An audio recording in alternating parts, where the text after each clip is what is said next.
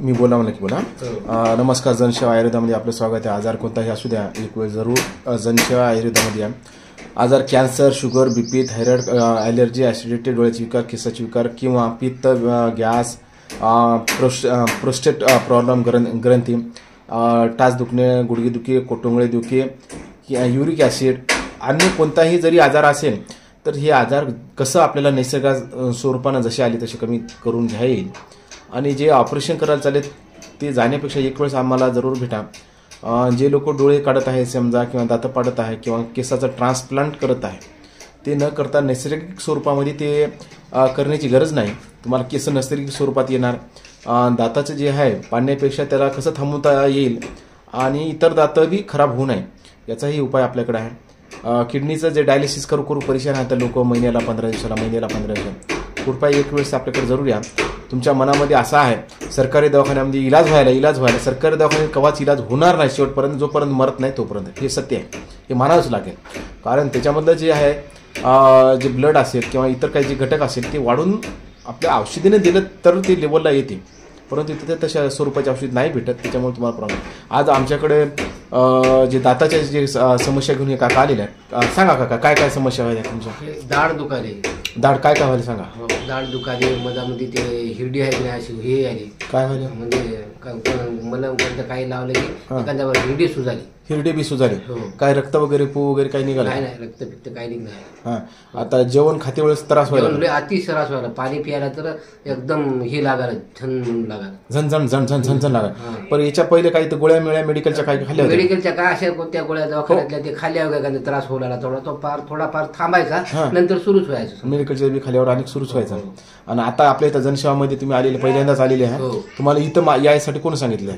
माधवराव पाटील, तुम्ही माझ्याकडे पहिले पेशंट आहात. तुम्हाला जरा तुमचं जरा सांगा कसं काय वाटायला, कसं रिलॅप वाटायला? नंबर एक, आता कसे उपचार मी भक्कम केलेले पाठीमागा असं दवाखान्यात जाऊन हे करणं ते करणं, पण काही त्याचा उपयोग फरक पडला नाही. आणि लास्टला तुमच्याकडे आलो, मला फरक झालेला आहे, जाणवलेला आहे. आणि त्या गोष्टीवर मग मला फरक जाणवलं. मग आपल्या माणसाचं दुखत असेल तर आपण चला घेऊन जाऊ. बरं, म्हणून म्हणलं तुमच्यापाशी या माणसाला आणलेला आहे. आणि तो आता आजार त्याने सांगितलं. माझं काय नाही, कम्प्लीटली माझं कमी होऊन गेलं. माझं काय नाही, दात सरसर करणे, काहीच नाही, कोणताच आजार नाही. आता मला काय म्हणायचं पाटील, आता तुम्ही माझ्याकडे इलाज करायला आल्या, जर माझ्याकडे नाही आल्या असत्या तर तुमचे दात पाडायची गरज पडली असती की नाही? पडली असती का? आवश्यक ते कसं आहे, आमच्या वडिलांपासूनच आजार होता. आमच्या वडिलांना बी अशी आदंतर मदंतर असे बोलकत झालेलं होतं. म्हणजे दात चेक केले होते, काय ते होतं की तसंच आम्हाला वाटलं लागलं होतं बाबा काय काय पुढं काय होते काय नाही. त्याच्यामुळं आम्ही तुमच्यापाशी म्हणलं ते चला दाखवू आपण आणि उपचार घेऊ त्याचा. तर त्याच्यात 100% आपल्याला गुण आलेले आहेत. बरं, आता तुमचे जे दात पाडायचे होते उदाहरणार्थ ती बी दात रुकून गेले आहे की नाही? ते तर रुकले, जे प्रॉब्लेम होती ते, आणि इतर बी ते समस्या रुकून गेलेल्या आहे. आता दात बी तुमच्या पांढरे शुभ्र राहतं आणि तोंडाचा जे दुर्गंध म्हणा, काही असेल म्हणा, वास वगैरे काही येत नाही. अशा अनेक प्रकारच्या ज्या समस्या तोंडात येतात ते तुमच्या सर्व मिटली आहे की नाही? त्याच्यामुळे यांना बी तुम्ही इथं आणलेलं आहे. आता काका तुम्ही काय म्हणाले ते की पहिले एक दात तुटून माझा पडलेला आहे. आता कसं आहे माहिती आहे का, आपलं औषध घेतल्याच्या नंतर बाकीकड कसं असते ॲलोपॅथीकड, एक दात किडला म्हणजे त्याला काढून टाका, ते तिकडे काढण्याचा भर असते. आपल्याकडे काढण्याचा भर नाही, ते तर चांगलाच होणार. ते झाल्याच्या नंतर इतर जे दात आहेत तुमच्या दाढ, आता कसं वय तुमचं 50च्या वर वय आलं, त्याच्यामुळं अनेक ते दात पाडत राहायचं म्हणलं तर मग भाकर कसे खावा असा प्रश्न निर्माण होते ना. त्याच्यामुळं आपल्याकडे पाडणं तर सोडूनच द्या, दात कसे कंट्रोल राहील.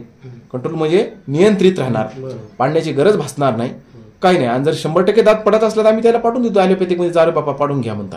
परंतु तरी त्या पेशंटला तरी वापस माझ्याकडेच या. जर त्याला समोर चालून पाडायचे नसेल, चांगले दात जर ठेवायचे असेल, आता क्लिपा लावायला 2,500 रुपये घ्यायले, 2,000 घ्यायले, 5,000 घ्यायले, अनेक पैसे घ्यायले. क्लिप लावून काय उपयोग आहे? तत्पूर्वी चांगलं राहते आणि ते दुसरे दात खराबच होत राहते.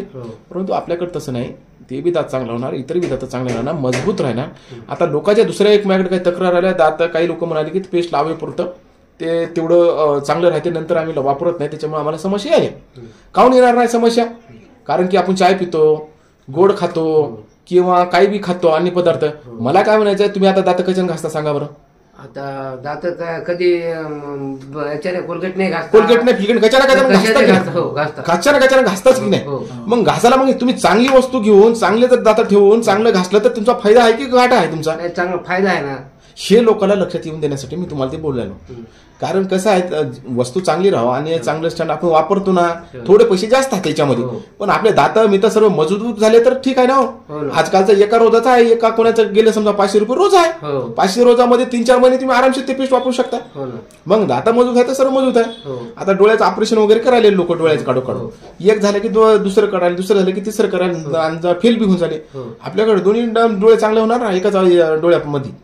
हा इथं अशा हे केसाचे कोणी ट्रान्सप्लांट करायला 1.5 लाख 2 लाख टाकायला, अरे आपल्याकडे 5,000 सरासरी इलाज आहे. केस नवीन येणार म्हणजे इथं चांगल्या प्रकारे नैसर्गिक स्वरूपात इलाज आहे.